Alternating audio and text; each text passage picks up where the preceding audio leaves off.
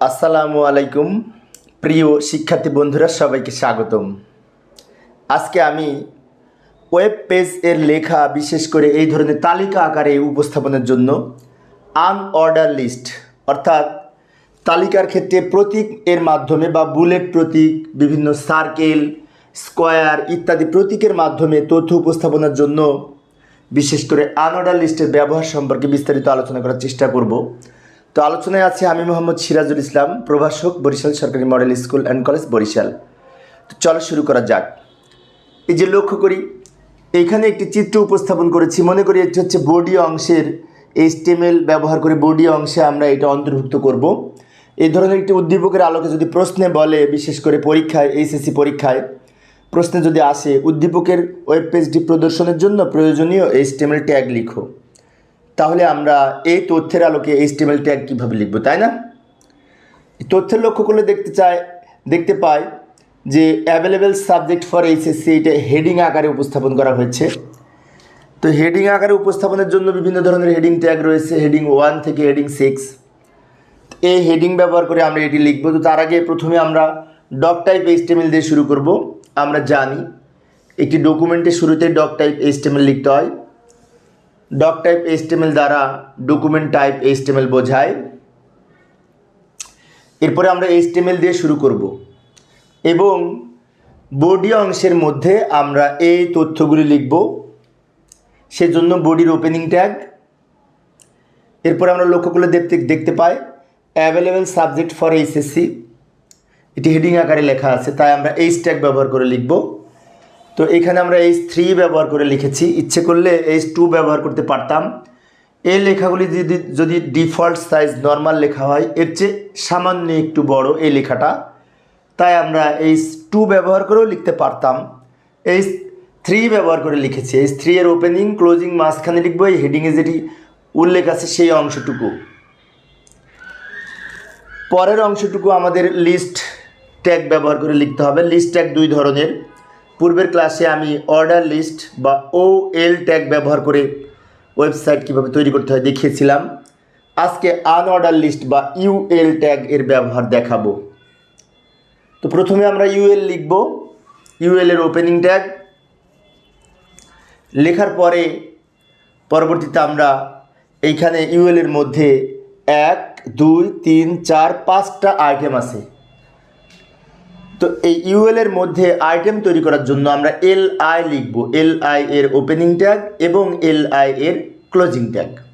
তো লক্ষ্য করি অ্যাকাউন্টিং লিখে উভয় প্রান্তে এই যে LI ওপেন, LI ক্লোজ, মাঝখানে লিখেছি অ্যাকাউন্টিং। অনুরূপভাবে বেঙ্গলি লেখার জন্য এই যে LI ওপেন, LI ক্লোজ, মাঝখানে লিখেছি বেঙ্গলি। LI দ্বারা লিস্ট আইটেম বোঝায় আমরা জানি, আর UL দ্বারা আনঅর্ডার লিস্ট বোঝায়। ইংলিশে দুই পাশে আবার আমরা লিখব LI open, LI close. ICT উভয় প্রান্তে লিখব LI ওপেন, LI ক্লোজ এবং ম্যানেজমেন্টের উভয় প্রান্তে লিখব LI ওপেন, LI ক্লোজ। শেষে UL এর ক্লোজিং ট্যাগ। UL এর ওপেনিং ট্যাগ, ক্লোজিং ট্যাগ, মাঝখানে যতটা আইটেম থাকবে সিরিয়ালে ততটি লিখে উভয় প্রান্তে লিখব LI ওপেন, LI ক্লোজ। এরপরে আমরা বডির ক্লোজিং ট্যাগ লিখব এবং HTML এর ক্লোজিং ট্যাগ লিখব। আমরা জানি ক্লোজিংয়ে স্ল্যাশ ব্যবহার হয় অতিরিক্ত। এটি আমার 50 অর্থাৎ 50তম ক্লাস। আমি ধারাবাহিকভাবে ইতিপূর্বে যে ক্লাসগুলি নিয়েছি, যদি তোমরা দেখো HTML আশা করি ঘরে বসে নিজের চেষ্টায় শিখতে পারবে। তো এখন আমাদের যদি এই ধরনের তথ্য থাকে যে এখানে যেমন UL দ্বারা বুলেট প্রতীক অর্থাৎ এই যে বুলেট প্রতীক ব্যবহৃত হয়েছে, বুলেটের পরিবর্তে যদি সার্কেল থাকে বা স্কোয়ার থাকে, তখন আমরা কিভাবে লিখব সেটি এখন দেখার চেষ্টা করব। মনে করি বুলেটের পরিবর্তে আমরা এরকম এই যে লক্ষ্য করি UL টাইপ সমান সার্কেল ব্যবহার করলে আমাদের এইখানে এই যে বুলেটের পরিবর্তে বৃত্তাকারে প্রত্যেকটার পাশে স্কোয়ার হয়েছে শূন্যের মতো। তাহলে স্কোয়ার দেওয়ার জন্য আমরা কোন ট্যাগ ব্যবহার করব, তাই না?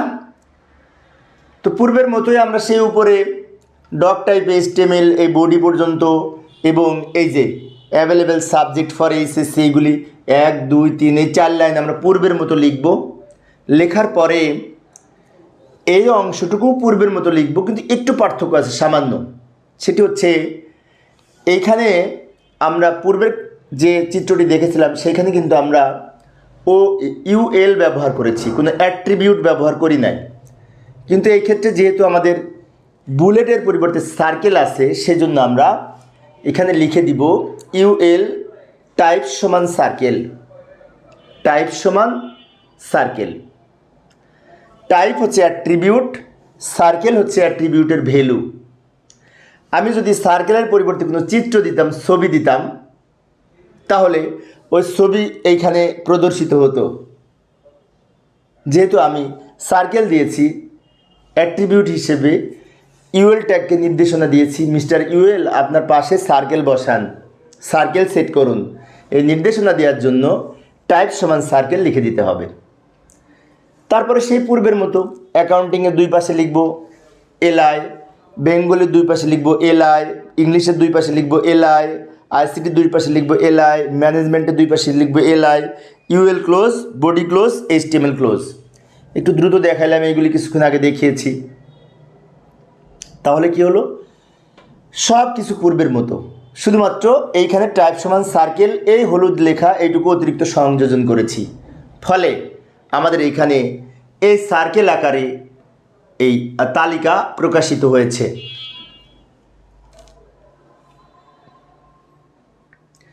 কিন্তু আমরা যদি সার্কেলের পরিবর্তে স্কোয়ার দিতে চাই, এই যে যদি এই ধরনের ছোট্ট ছোট্ট স্কোয়ার দিতে চাই, চতুর্ভুজ, তখন কি হবে?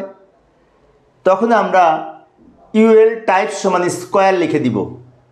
লক্ষ্য করি সেই পূর্বের মতো প্রথম 4 লাইন আমাদের পূর্বের মতো, কোনো পরিবর্তন নাই। এইখানে আমরা যখন লিখব ইউএল টাইপ সমান স্কোয়ার লিখে দিব, কারণ এই তালিকায় স্কোয়ার ব্যবহৃত হয়েছে।